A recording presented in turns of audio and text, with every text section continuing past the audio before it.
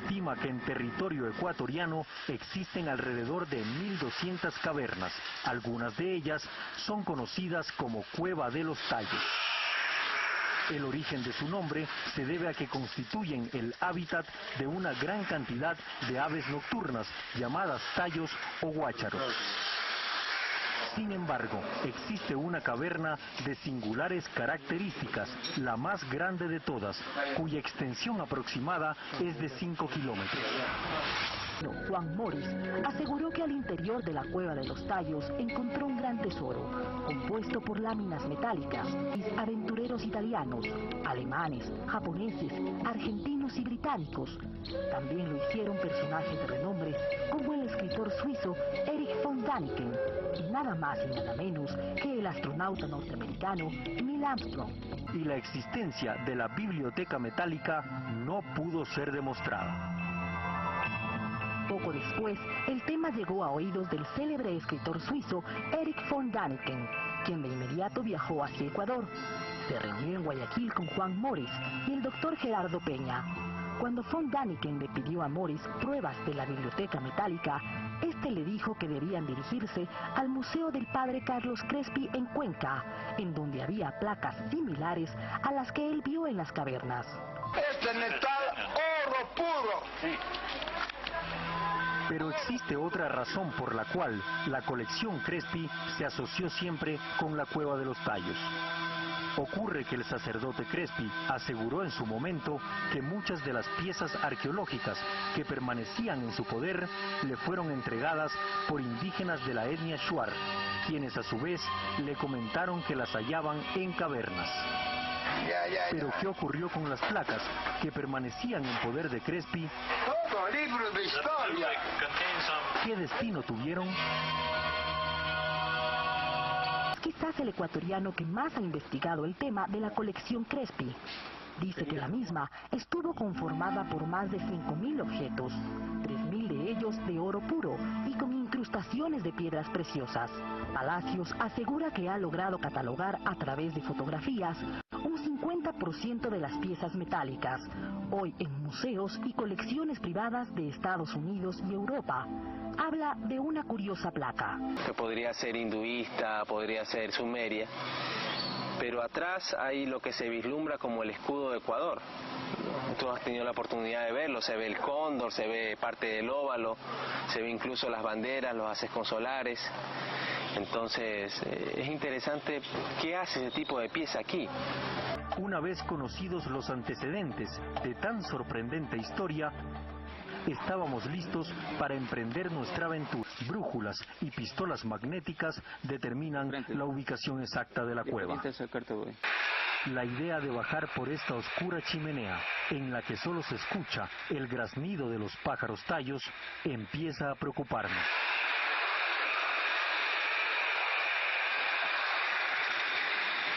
Pero todo está listo, no hay lugar para el arrepentimiento.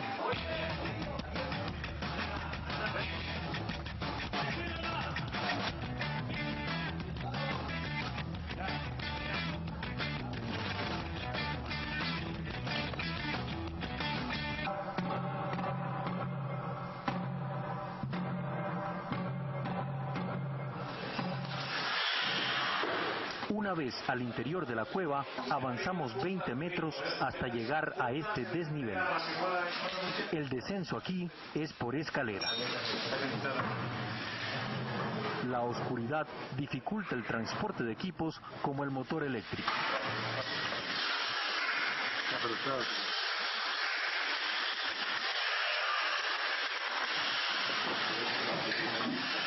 El recorrido continúa por estas curiosas estructuras que hicieron especular a más de uno sobre la existencia de una ciudad subterránea. Este es el arco conocido como Juan Morris. Sorprende por sus ángulos rectos y singulares acabados. Sus formas simétricas y cielos perfectamente pulidos asombran. A pocos pasos de allí, túneles de 1 metro de altura y cientos de metros de largo.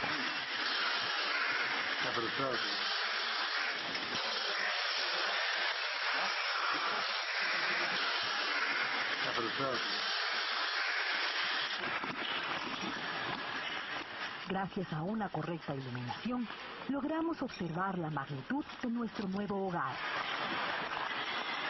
Esta enorme galería de 12 metros de alto por 20 de ancho es conocida como la Catedral. Aquí armamos nuestro campamento.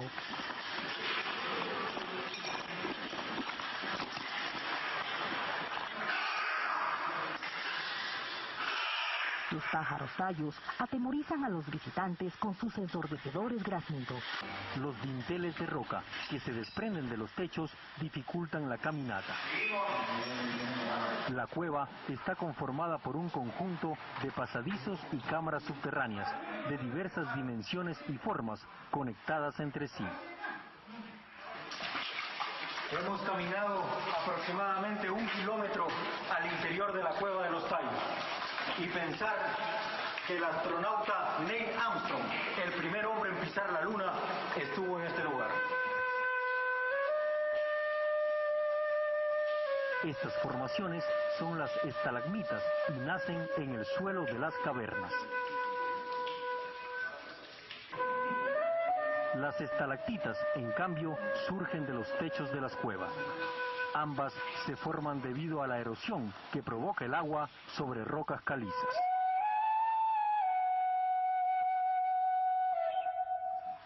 Un poco más allá, nada más y nada menos que oro negro, petróleo. Después de haber caminado cerca de 5 kilómetros al interior de las grutas, por fin encontramos agua. Llegamos hasta este majestuoso sitio llamado por los ingleses el anfiteatro. Los técnicos del Instituto Geográfico Militar continúan con el levantamiento topográfico de la cueva. Ya en ese momento estamos a 150 metros de profundidad. La temperatura de aire es de 26 grados y la de agua de 23.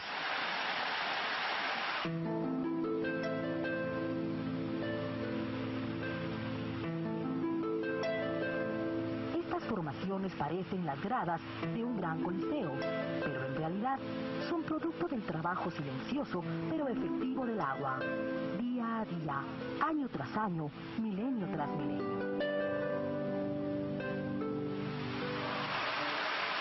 El capitán Daniel Flores, líder de la expedición, envió a 2 grupos de avanzada para explorar sitios a los que no llegó la expedición británica.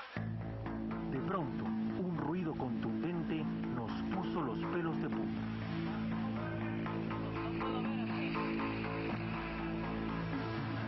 Luego de 10 eternos minutos, regresaron los Ibias, uno de ellos accidentado.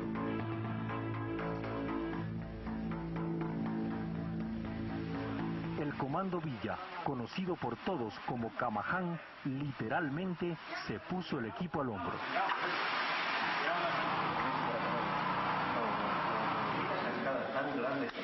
Por la noche nos reunimos para entender qué provocó el particular estruendo. Primero se descartó un temblor. Gracias a las comunicaciones que teníamos con el exterior, supimos que tampoco hubo tormentas eléctricas. Fue momento de llegar a conclusiones. El capitán Flores, desde el campo de la espeleología, tiene su tesis. En realidad, la cueva es una formación natural. Una formación natural realizada por agua y desprendimientos de roca por la cual esta se forma. Lógicamente que en esta cueva se pueden encontrar pasadizos, laberintos, cascadas, filtraciones de agua, estalagmitas, estalactitas que se han formado con el pasar de los años, lo que señala que las localizaciones ya tienen un cierto grado de antigüedad considerable. Desde el punto de vista geológico, esta es la teoría de la formación de estas curiosas estructuras. La cueva está conformada básicamente por rocas calizas. Movimientos tectónicos han provocado que las rocas se fracturen. Luego, el agua se aprovecha de las fisuras y disuelve las rocas en un proceso de millones de años. Se forman entonces pequeñas y grandes cavidades. Tenemos cursos de agua que vienen de la superficie, que forman cascadas. Que la mano del hombre haya adecuado este lugar es prácticamente imposible. Además, resulta absurdo que un grupo humano, sin la tecnología actual, haya podido desarrollar un modo de vida en la más absoluta oscuridad. Registraron 5 kilómetros de la caverna, no lograron determinar el fin de la misma. Pero los retos no habían terminado. Salir de la caverna fue sin duda lo más difícil.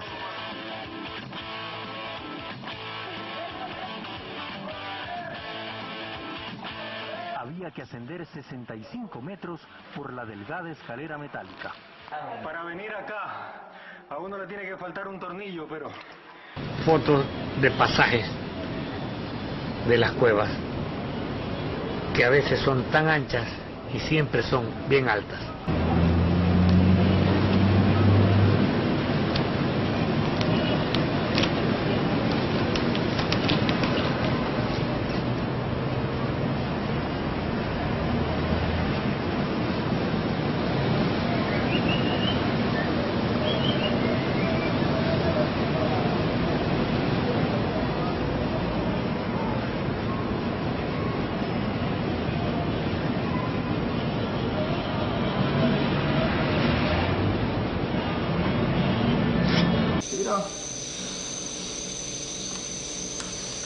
Acomódate bien. Ya está. Ya. Vamos.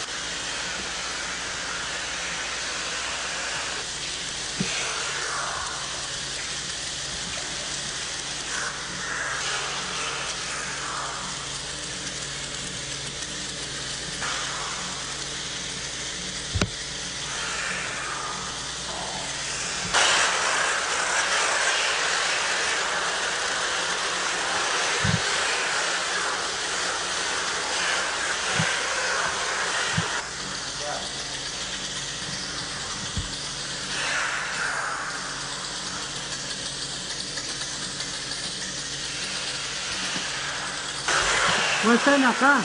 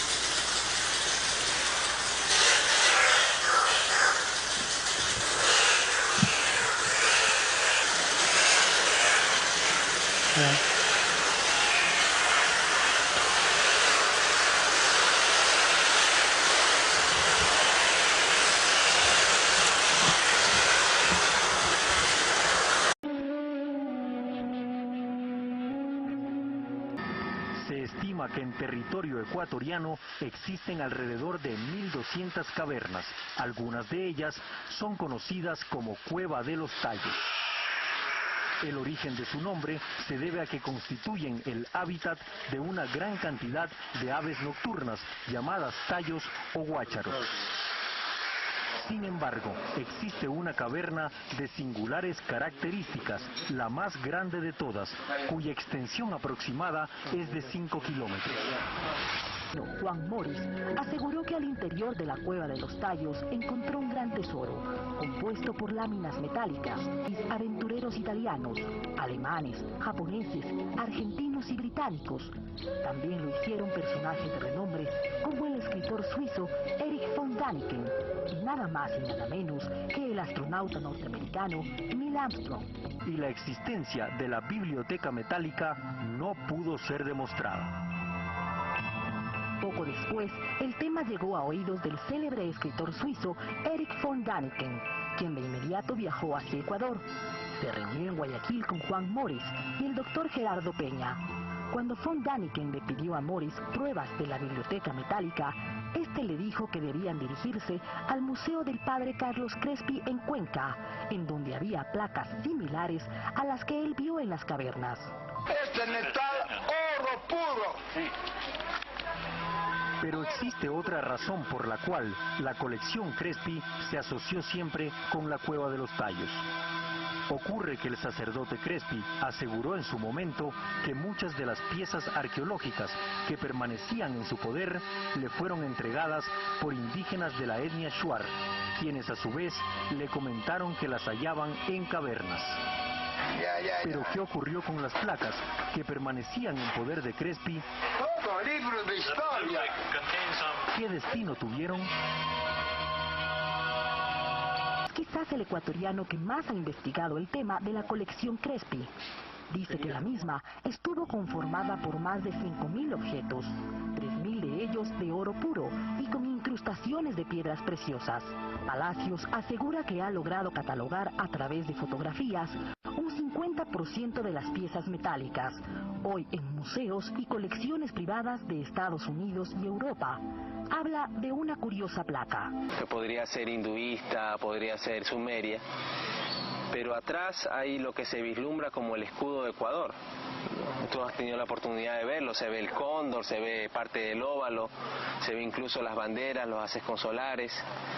Entonces, es interesante qué hace ese tipo de pieza aquí.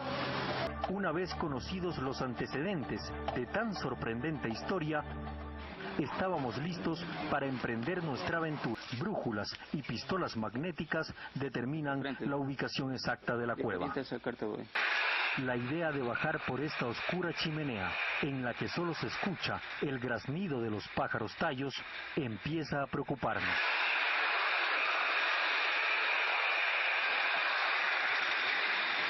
Pero todo está listo, no hay lugar para el arrepentimiento.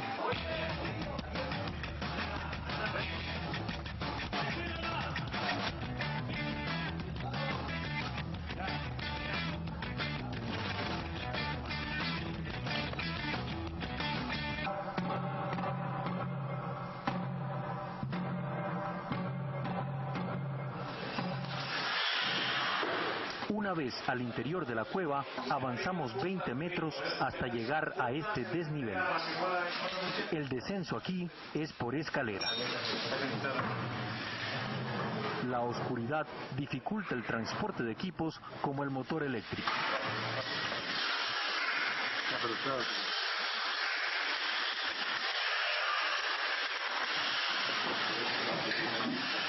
El recorrido continúa por estas curiosas estructuras que hicieron especular a más de uno sobre la existencia de una ciudad subterránea.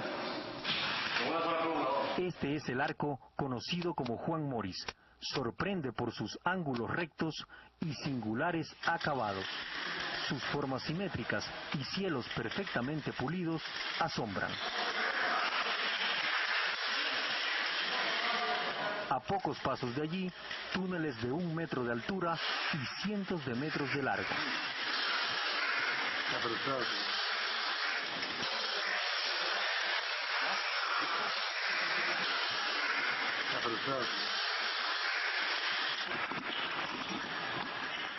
Gracias a una correcta iluminación, logramos observar la magnitud de nuestro nuevo... El capitán Daniel Flores, líder de la expedición, envió a 2 grupos de avanzada para explorar sitios a los que no llegó la expedición británica. De pronto, un ruido contundente nos puso los pelos de punta.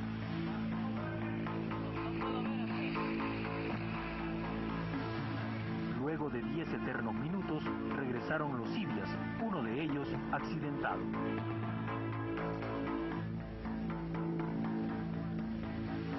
El Comando Villa, conocido por todos como Camaján, literalmente se puso el equipo al hombro.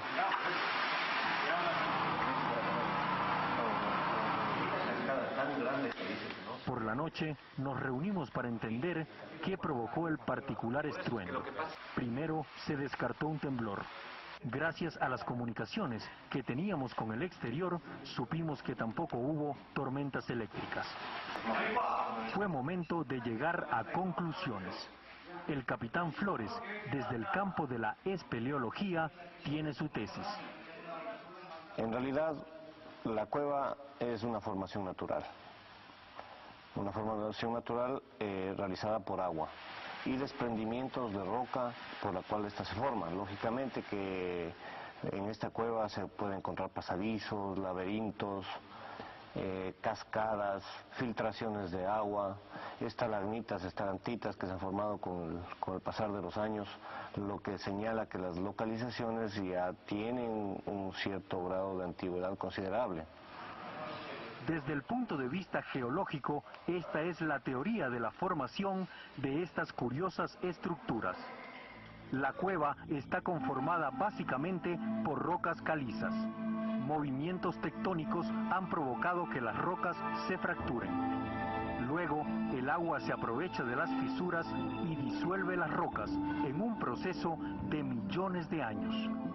Se forman entonces pequeñas y grandes cavidades. Tenemos cursos de agua que vienen de la superficie, que forman cascadas.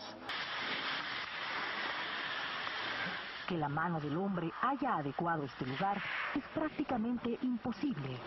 Además, resulta absurdo que un grupo humano, sin la tecnología actual, haya podido desarrollar un modo de vida en la más absoluta oscuridad. Registraron 5 kilómetros de la caverna, no lograron determinar el fin de la misma. Pero los retos no habían terminado. Salir de la caverna fue sin duda lo más difícil.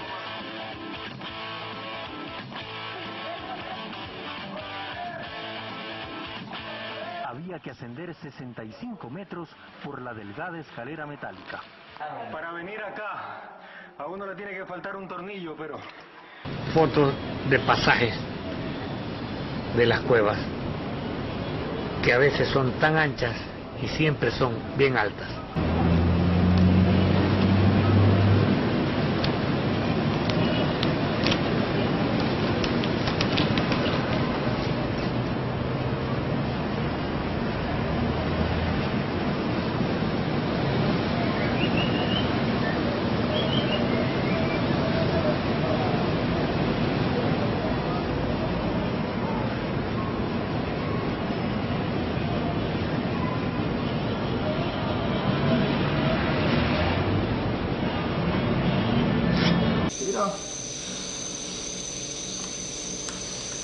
Acomódate bien. Ya está. Ya. Vamos.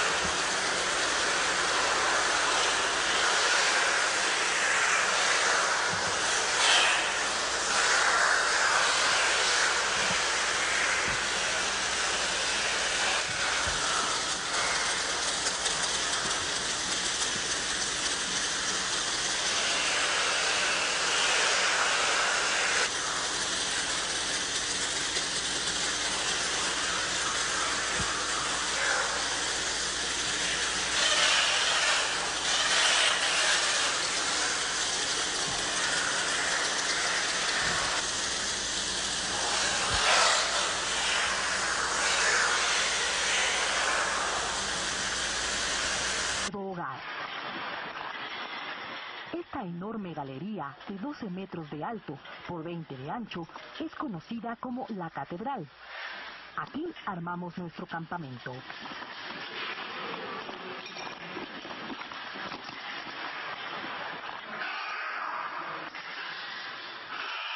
Los pájaros tallos atemorizan a los visitantes con sus ensordecedores graznidos. Los dinteles de roca que se desprenden de los techos dificultan la caminata. La cueva está conformada por un conjunto de pasadizos y cámaras subterráneas de diversas dimensiones y formas conectadas entre sí. Hemos caminado aproximadamente 1 kilómetro al interior de la cueva de los tallos. Y pensar que el astronauta Neil Armstrong, el primer hombre en pisar la luna, estuvo en este lugar. Estas formaciones son las estalagmitas y nacen en el suelo de las cavernas. Las estalactitas, en cambio, surgen de los techos de las cuevas. Ambas se forman debido a la erosión que provoca el agua sobre rocas calizas.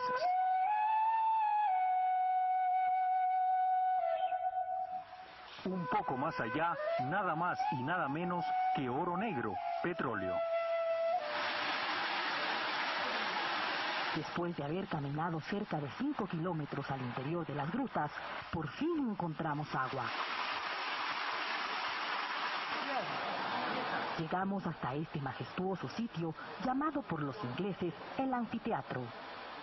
Los técnicos del Instituto Geográfico Militar continúan con el levantamiento topográfico de la cueva.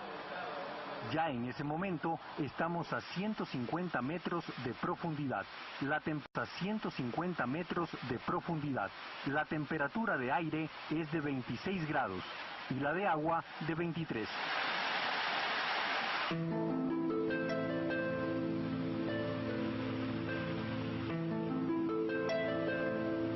Formaciones parecen las gradas de un gran coliseo, pero en realidad son producto del trabajo silencioso pero efectivo del agua, día a día, año tras año, milenio tras milenio.